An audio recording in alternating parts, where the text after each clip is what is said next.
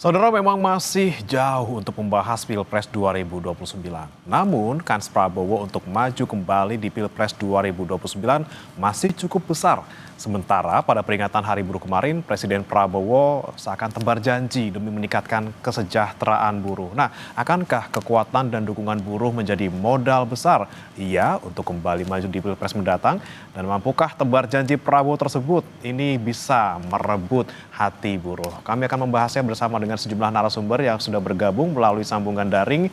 Di antaranya yang sudah bergabung ada Wakil Ketua Umum PAN, Viva Yoga Mauladi. Kemudian ada juga pakar komunikasi politik Unpad, Kunto Adi Wibowo.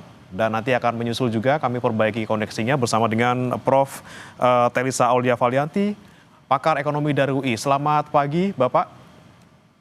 Selamat pagi, Mas Dewi. Selamat pagi juga. Oke, Prof. Telisa sudah bisa bergabung? Iya, Oke. apakah suara saya terdengar? Oke, masih suaranya ya, Prof. Telisa. Kita perbaiki lagi nanti koneksinya. Saya mau ke Mas Kunto terlebih dahulu. Mas Kunto, Anda melihat kemarin pagi Pak Prabowo bicara di depan para buruh ya, di peringatan Hari Buruh. Ini bagaimana? Kalau saya melihatnya kok auranya mirip-mirip lebih ke orasi mungkin ya daripada pidato. Iya, ya sebenarnya hampir sama kan pidato dan orasi. Tapi memang Pak Prabowo sangat suka untuk melakukan pidato yang berapi-api atau dalam bahasa Mas Bre tadi berorasi gitu kan. Dan ini terlihat bagaimana Pak Prabowo seperti apa ya mengobral janji, menjanjikan banyak hal kepada buruh karena mungkin suasananya mendukung, karena mungkin Pak Prabowo-nya juga sudah terlanjur berapi-api gitu. Tapi paling tidak kalau kita cek lagi bagaimana sih hubungan Pak Prabowo dengan buruh ini gitu kan. Sejak beliau dilantik gitu kan, saya mencatat ada 8 hal yang dilakukan oleh Pak Prabowo dan salah duanya itu sangat responsif. Jadi misalnya pada Februari ketika menerbitkan PP nomor 6 2025 tentang program Januari dulu tentang kenaikan usia pensiun yang kemudian direspon oleh banyak asosiasi dan serikat buruh yang bilang bahwa dengan kenaikan usia pensiun itu punya dua sisi mata uang. Yang jeleknya adalah kalau di PHK sebelum pensiun itu waktu tunggunya lama untuk mencairkan jaminan kesejahteraan. Lalu kemudian 1 bulan kemudian terbit PP nomor 6 tentang penyelenggaraan program jaminan kehilangan pekerjaan, di mana korban PHK tetap dapat 60% dari jaminan itu. Dan menurut saya ini kan sesuatu yang responsif ya Mas. Lalu kemudian ada THR, lalu kemudian ya itu bulan Maret, lalu bulan Mei membentuk dewan, lalu kemudian yang kita dengarkan kemarin. Jadi menurut saya kita harus lihat apakah memang kita buktikan aja janji yang banyak bulan Mei ini apakah benar responsif seperti bulan Januari Februari kemarin gitu kan. Dan saya sih berdoa mudah-mudahan memang responsif. Dan kalau dihubungkan dengan politik kan yang dipegang oleh buruh, apalagi nanti pemilu masih jauh, ya perwujudan dari janji-janji itu yang kemudian akan dikejar gitu Mas. Oke, tapi kalau kita tidak kaitkan ke pemilu sepertinya agak susah nih Mas Kunto, karena kemarin Pak Prabowo bilang merasa menjadi pemimpin para buruh, bahkan menyinggung lagi sudah 4 kali gagal, kemudian yang di kelima menang, itu semuanya buruh tetap ada di samping beliau gitu ya dalam pemilu. Apakah ini juga bisa menjadi jalan Prabowo untuk menggait dukungan lagi untuk nanti ikut yang ke-6 kalinya di 2029 seperti itu? Ya tentu kalau Pak Prabowo menghitung konstituen kan jumlah buruh memang sangat besar ya Mas di Indonesia ya. Saya nggak tahu angka pastinya tapi pasti di atas 140-an juta gitu. Yang itu hampir ya 50%-an, 40-50%-an pemilih. Dan itu kan jelas konstituen yang sangat besar. Cuma kan ya dengan buruh ini kan juga tersegmentasi ya, terfragmentasi secara politik. Apalagi kemarin kan Partai Buruh juga mendukung Pak Prabowo, menjadi satu barisan di partai pendukung Pak Prabowo. Dan saya melihat cara Pak Prabowo mendekati buruh ini sangat unik belum ada di presiden-presiden sebelumnya gitu kan, dan kita lihat saja apakah memang janji-janji ini bisa terkristalisasi menjadi dukungan nanti ketika kontestasi politik 2029 gitu. Oke, baik-baik. Saya ke Mas Yoga. Mas Yoga, kalau dari PAN bagaimana menanggapi soal janji-janjinya Pak Prabowo kemarin? Kalau dikaitkan dengan Pilpres 2029 masih sangat jauh dan tidak relevan.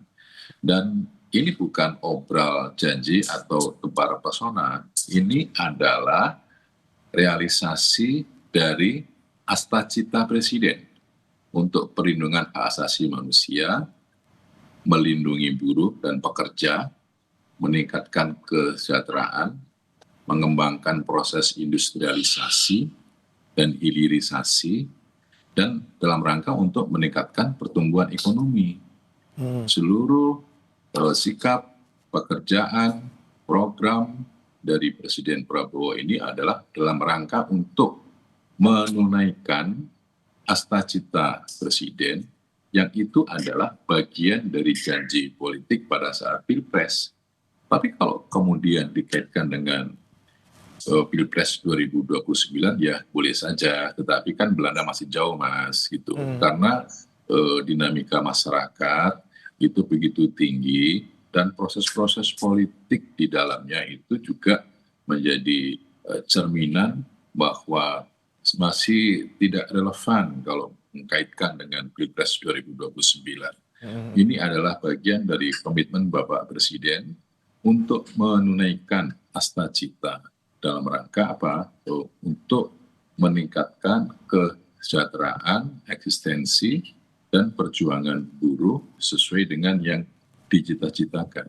Karena komitmen dari Bapak Presiden itu adalah ingin mensejahterakan seluruh rakyat Indonesia, menghilangkan kemiskinan ekstrim, dan seluruh elemen masyarakat termasuk buruh itu juga harus sejahtera. Nah, dengan konteks seperti inilah pidato Presiden kemarin itu kami setujui dalam rangka untuk membentuk Dewan Kesejahteraan Buruh Nasional, Satgas PHK.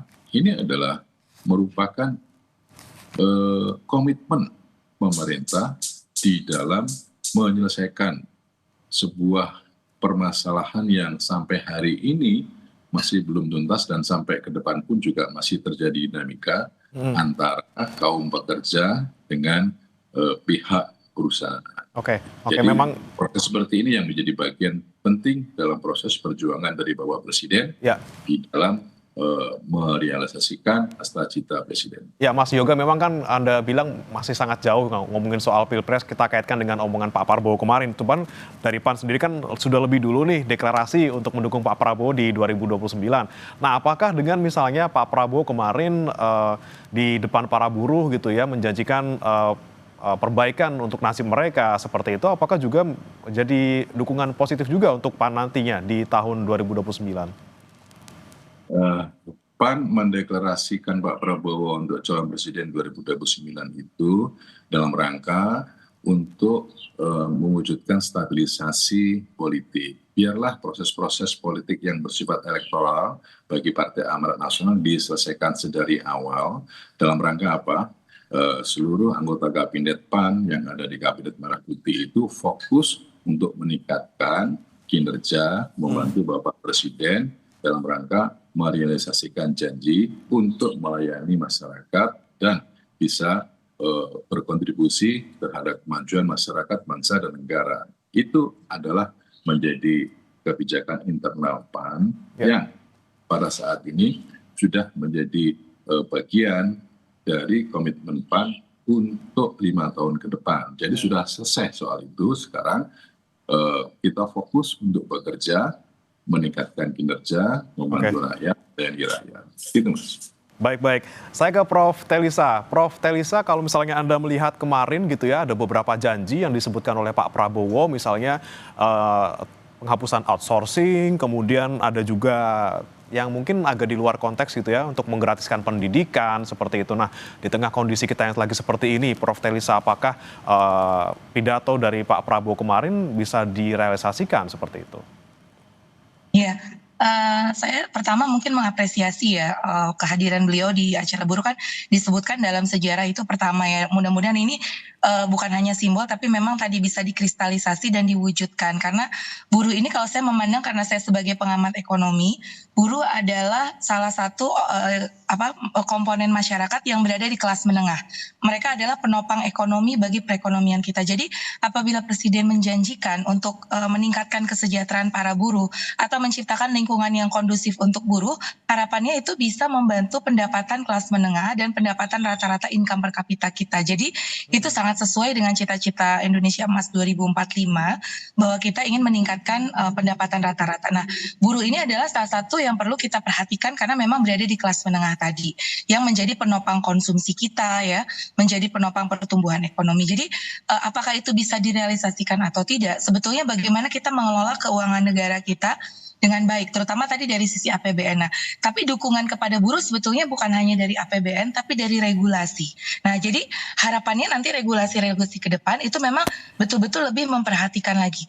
Jadi gini, Presiden itu kan harus di tengah-tengah ya, bukan hanya kepentingan buruh, tapi ada kepentingan pengusaha, ada kepentingan investor. Nah, bagaimana nanti lebih proporsional lagi kepada kepentingan.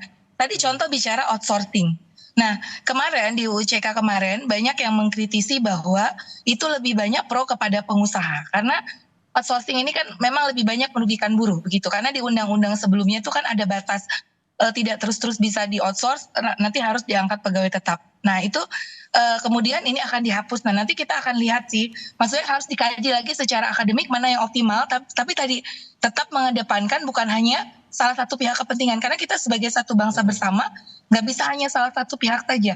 Ada buruh, ada pengusaha, ada policy maker, dan kemudian tadi ada investor juga. Jadi semua supaya kita cari win-win solutionnya. Jadi harapannya itu sih. Jadi kebijakannya nanti bisa lebih adil. Kalau saya seperti itu sih, adil terhadap semua pihak. Jadi nanti kalaupun UU CK akan direvisi untuk lebih memperhatikan kepentingan buruh, harapannya juga bisa melibatkan para buruh di dalam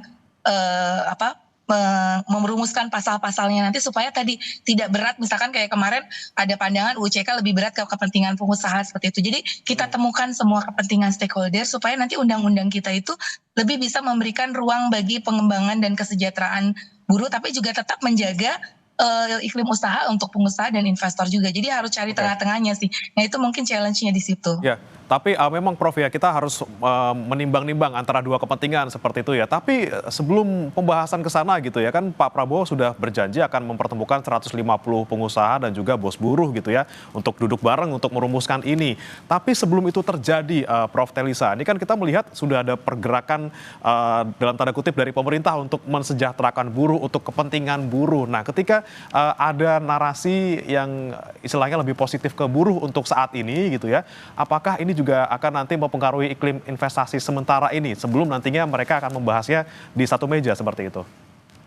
Iya, jadi ini memang perlu dikomunikasikan kebijakan ya. Jadi kok ini juga masalah komunikasi kebijakan. Jadi kan ini kan tentu akan dipandang oleh publik, media juga menyoroti ya. Jadi artinya kita berharap komunikasi kebijakannya oke.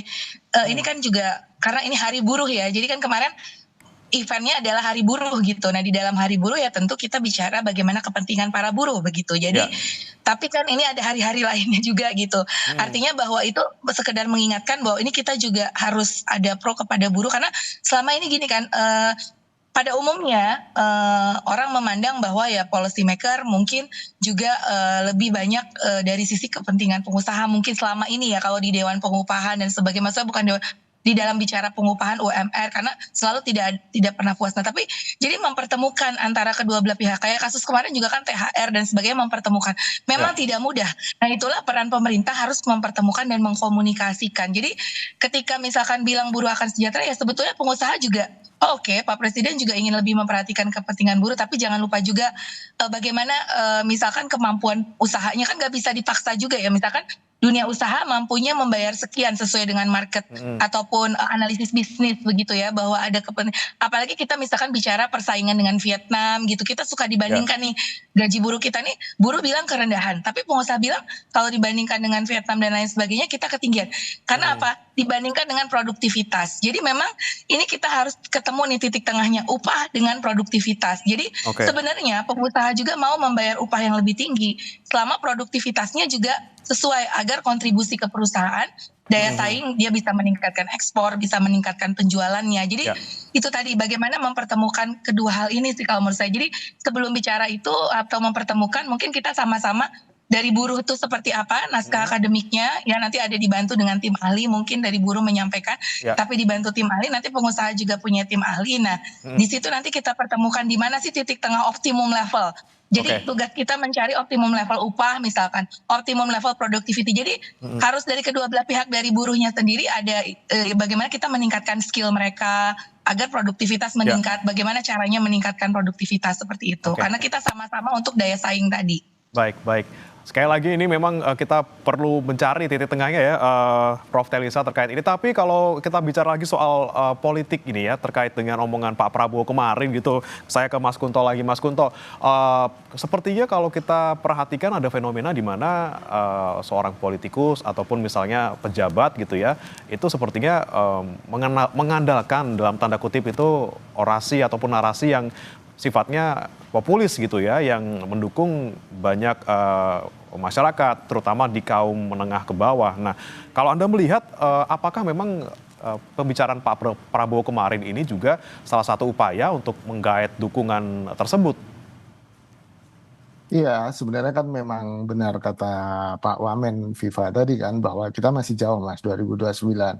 Tapi paling tidak hampir semua pemimpin dunia yang ada sekarang, contohnya Donald Trump, lalu Modi di India, dan banyak lagi yang gaya kepemimpinannya ini memang gaya populisme gitu. Jadi memang dia berusaha merangkul rakyat dan anti elit gitu kan, sehingga kelihatan lebih merakyat, lebih populis, dan orasi-orasi atau narasi-narasi atau retorikanya ya memang selalu seperti yang dilakukan oleh Pak Prabowo, bahwa banyak maling, banyak koruptor, saya nggak takut mati, saya diancam. Nah seperti itu untuk membela kepentingan masyarakat, dan menurut saya ini bagian dari tren politik dunia, ini tidak hanya terjadi di Indonesia gitu. Tapi apakah ini terbukti efektif? Ya nyatanya memang efektif di beberapa negara kan.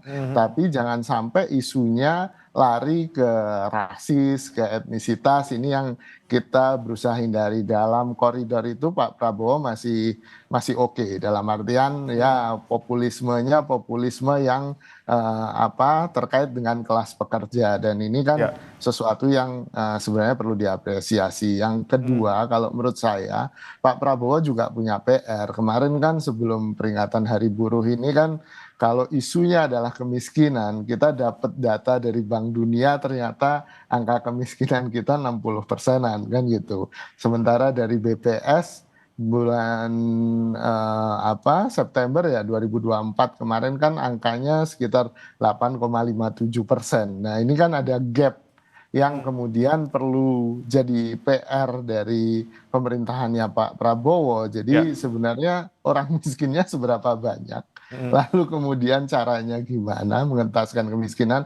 Saya tahu Pak Prabowo punya 11 program, salah satunya transmigrasi, dan tapi kemudian kan kita ingin lihat penerjemahan yang real. Kita ingin lihat di lapangannya akhirnya gimana. Benarkah dengan 11 program itu bisa mengurangi angka kemiskinan tanpa kemudian mengotak-ngatik angka kemiskinan, threshold uang kemiskinannya gitu. Jadi kan ini yang jadi problem besar bagi bangsa ini. Oke, selain pembicaraan Pak Prabowo kemarin yang memang di depan khalayak ramai, kita juga sorot juga terkait dengan kemarin ini sepertinya berbeda dengan era sebelumnya, di mana biasanya tuh murni aksi, tapi kemarin seperti dalam tanda kutip perayaan. Nanti kita tanyakan ke 3 narasumber kita di Sapa Indonesia Pagi, saudara, tetaplah bersama kami.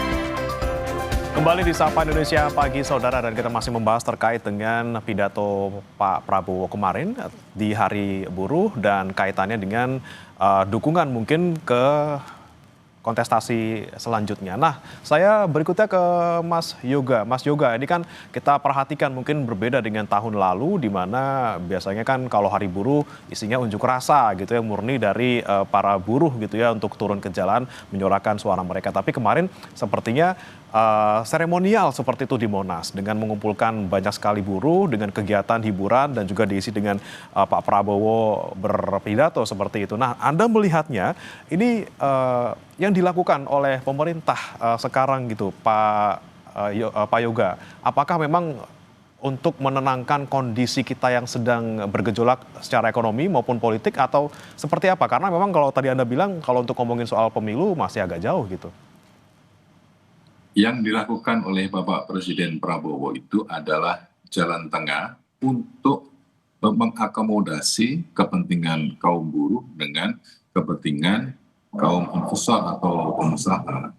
Tidak menggunakan teori Marxis yang selalu kontradiktif antara kaum proletar dengan kaum borjuis, bukan seperti itu. Tapi karena ini adalah negara Pancasila, maka Pak Prabowo mengambil jalan tengah, yaitu mengakomodasi seluruh kepentingan dari kaum buruh yang akan dipertemukan dengan para pengusaha, karena ini antara pekerja dengan pengusaha adalah satu mata uang dengan dua sisi yang tidak bisa dipisahkan.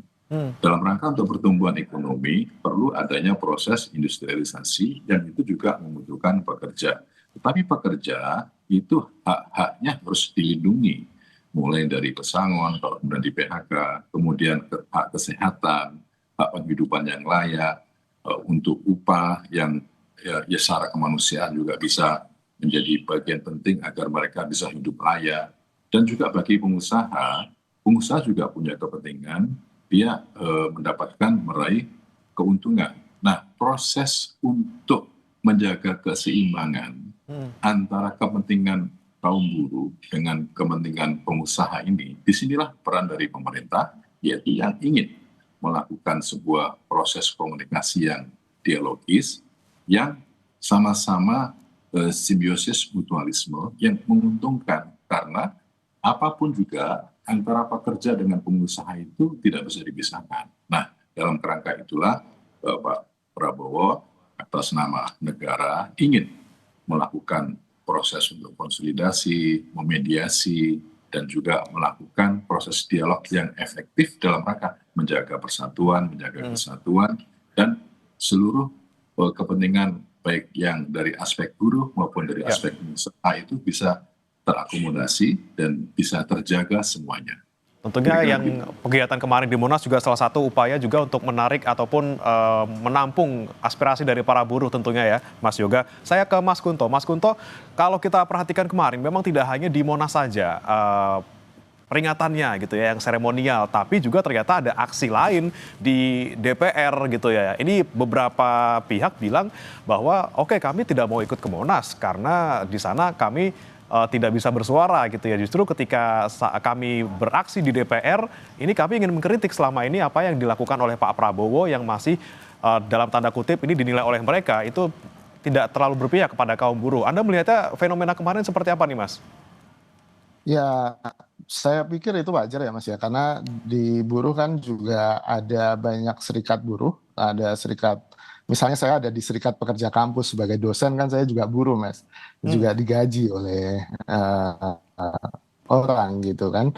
Dan di sini teman-teman kemarin, teman-teman dosen, serikat pekerja kampus melakukan demonstrasinya di depan DPR, mereka memang tidak ikut ke Monas gitu. Ini kan bagian dari refleksi kita bahwa misalnya di dosen ada isu tukin yang tak kunjung selesai gitu kan. Ini kan juga bagian dari peningkatan kesejahteraan buruh yang namanya dosen tadi gitu.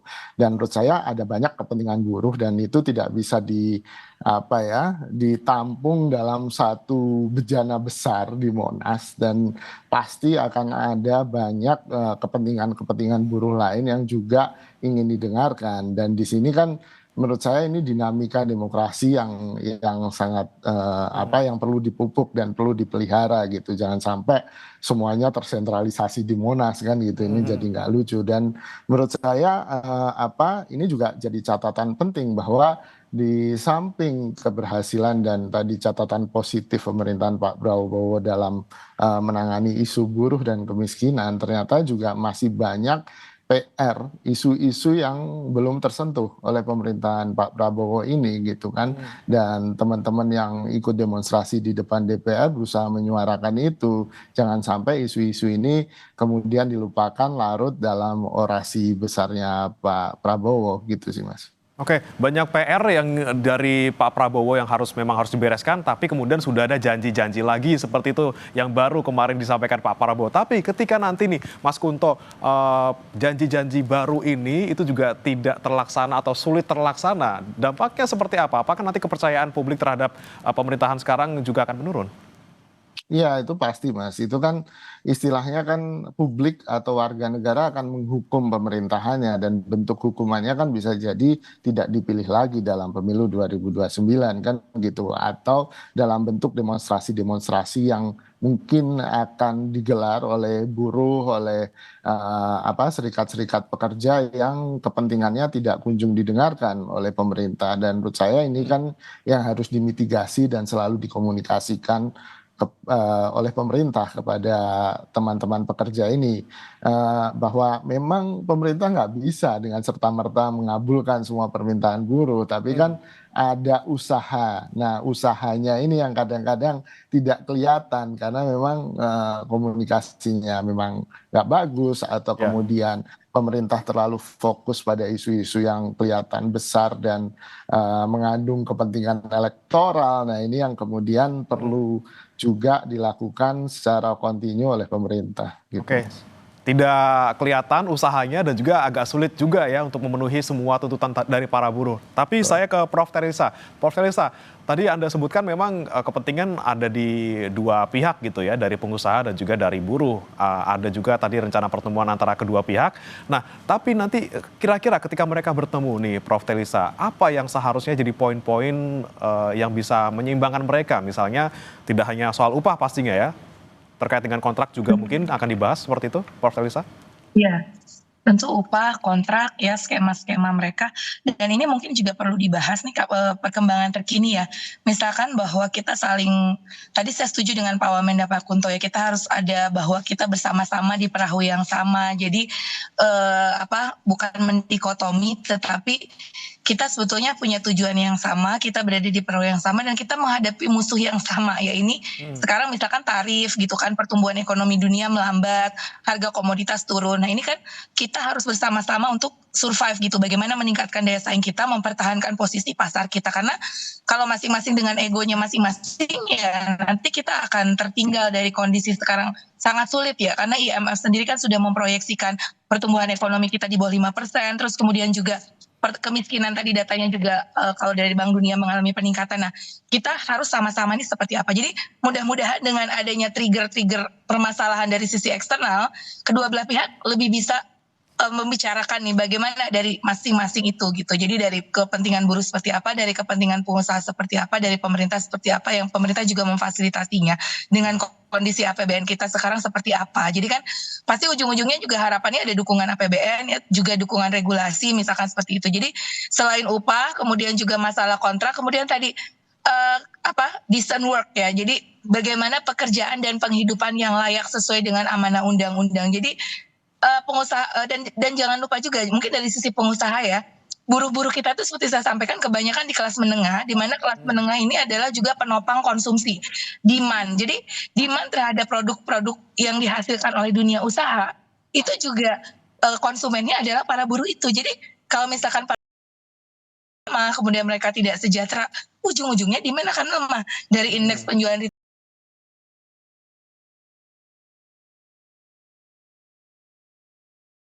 jadi timbal baliknya itu supaya tadi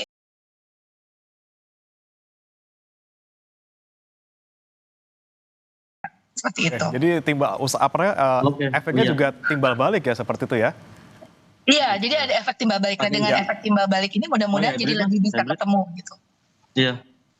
Baik, baik. Saya ke Mas Yoga lagi. Mas Yoga, ini beban pemerintah makin berat nih ya dengan kemarin Pak Prabowo bilang beberapa poin, apalagi membentuk Satgas baru, kemudian ada Dewan Kesejahteraan Buruh Nasional. Ini kemudian bagaimana nih pemerintah ke depannya semakin banyak beban, semakin banyak fokus yang harus dikerjakan. Bagaimana nih Mas Yoga?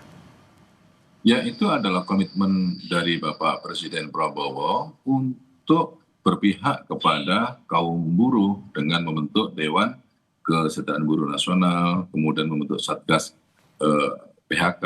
Ini adalah salah satu bentuk perjuangan kaum buruh yang bisa terfasilitasi oleh negara. Kita menginginkan bahwa antara interaksi atau hubungan pekerja dengan pengusaha ini harus saling menguntungkan. Apabila tidak, maka akan terjadi persoalan bukan saja ekonomi, tetapi juga akan mengarah ke persoalan sosial politik. Saya setuju dengan Prof. Elisa tadi, kita harus kompak, menjaga persatuan, menjaga dinamika antara kaum buruh dengan pengusaha, karena proses untuk perjuangan dalam dunia global ini sebuah tantangan yang sangat besar, sangat berat, dan dibutuhkan kekuatan dari dalam negeri yang harus bersatu padu untuk menjaga agar proses-proses ekonomi, proses sosial, proses politik ini bisa harmonis, ya, bisa selaras, dan bisa menjadi trickle down effect dalam rangka untuk pertumbuhan ekonomi. Kalau kemudian ekonomi tumbuh kan secara otomatis terbukanya lapangan pekerjaan, pendapatan masyarakat naik, bisa sejahtera, dan ini menjadi bagian penting dalam proses untuk memperjuangkan hak-hak buruh yang terhindar dari eksploitasi, dari ketidakadilan, dari kesemena-menaan, dan itu harus menjadi kerangka dasar dari pemerintah agar bisa diperjuangkan dan kemudian diamanatkan dalam proses politik menjadi kepentingan dari Dewan Kesejahteraan Buruh Nasional. Baik, baik Mas Yoga, kami tangkap poinnya. Kemudian terakhir sebelum kita tutup, saya mau ke Mas Kunto dan juga Prof. Telisa, singkat saja terkait dengan pembentukan Satgas dan juga Dewan Kesejahteraan Buruh Nasional. Apa saran Anda ataupun usulan Anda agar kedua Satgas ini bisa berjalan dengan efektif dan lagi-lagi tidak membebani anggaran negara, karena lagi-lagi ini ada badan baru yang dibentuk seperti itu. Saya ke Mas Kunto terlebih dahulu. Mas Kunto, silakan. Ya, menurut saya yang penting adalah ada saluran untuk partisipasi yang bermakna dari buruh gitu Mas, di dalam dewan ini. Jadi jangan sampai ini sebagai alat legitimasi saja untuk membuat aturan atau untuk membuat regulasi yang justru merugikan buruh. Jadi syaratnya itu aja sih sebenarnya. Kalau partisipasi yang bermakna itu bisa terjadi di dewan ini, maka saya yakin tadi impian dan cita-cita bahwa ini akan sejahtera bersama tidak sulit untuk dijangkau gitu sih Mas. Oke, baik, silakan Prof. Telisa, pandangan Anda. Iya, saya setuju bahwa ini supaya efektif ya. Artinya kan kita membentuk Satgas ini supaya berbeda dari KL yang ada. Mungkin KL yang ada kan sometimes terganggu oleh birokrasi-birokrasi. Nah, dengan Satgas ini harapannya bisa lebih cepat dan lebih implementatif. Jadi kayak belusukannya gitu loh, bahwa apa sih problemsnya. Kita mulai dari hal-hal yang jangan terlalu makro gitu ya. Sometimes kan kalau KL juga udah banyak yang makro, akhirnya juga di dalam ketika implementasi atau eksekusinya ini jadi kurang gitu. Nah, itu kita harus mulai masuk harapannya Satgas ini ke hal-hal yang juga implementatif dan praktis di lapangan. Ada masalah ini, solusinya ini segera dieksekusi. Ada masalah ini, solusinya ini eksekusi, evaluasi, pantau. Jadi itu ya, efektif gitu loh. Benar-benar keberadaan Satgas ini efektif. Nah, kalau masalah anggaran, saya mungkin ingin bicara sedikit. Harapannya Satgas ini tidak terlalu membebani anggaran, karena kan ini ada orang-orang KL juga yang sebetulnya sudah dapat porsi anggaran. Jadi hanya tambahan untuk orang-orang di luar Satgas yang untuk mempercepat gitu ya tim implementatifnya itu tadi. Jadi harapannya tidak membebani anggaran lagi, menggunakan yang ada, dan kemudian juga bisa lebih ke pekerjaannya gitu, bukan hanya fokus kepada kegiatan-kegiatan yang kemudian nanti bisa ya jadi nggak sesuai lagi dong dengan prinsip efisiensi yang sedang diterapkan. Semoga itu bisa masukan ini bisa ini ya, maksudnya satgasnya lebih ke hal-hal yang efisiensi juga dan produktif tapi solutif gitu. Oke, baik. Berarti seremonial juga kita coret ya dari segi efisiensi ini tentunya ya. Baik, kita harapkan semoga apapun yang dilakukan oleh pemerintah nantinya bisa berjalan dengan baik. Kepentingan kedua pihak juga bisa terpenuhi dan nanti tujuan utamanya atau akhirnya ekonomi kita juga semakin membaik. Terima kasih Mas Viva Yoga Mauladi, Mas Kunto, Prof. Telisa sudah bergabung bersama kami di Dialog Sapa Indonesia pagi hari ini. Salam sehat.